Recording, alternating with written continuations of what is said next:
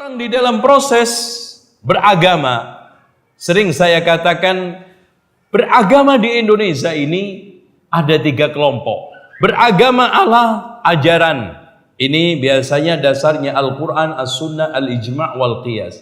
Nah yang kedua ala turunan.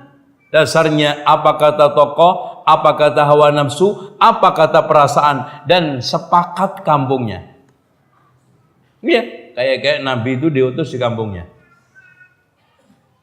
Nah yang ketiga beragama ala kadarnya. Dan ini silent majority Pak. Banyak. Inilah yang sekarang proses untuk dikristenkan, untuk diyahudikan, dan ini rata-rata banyak. Apalagi pengajaran Islamnya lemah, sisa-sisa peninggalan agama asli itu masih kental. Keyakinannya klinik masih kuat, perdukunan masih dibiasakan, tradisi-tradisi nenek moyang masih hidup, animisme, dinamisme menghiasi ibadah ritual keagamaan mereka, bahkan Buddha Hindu menjadi baju Islamnya.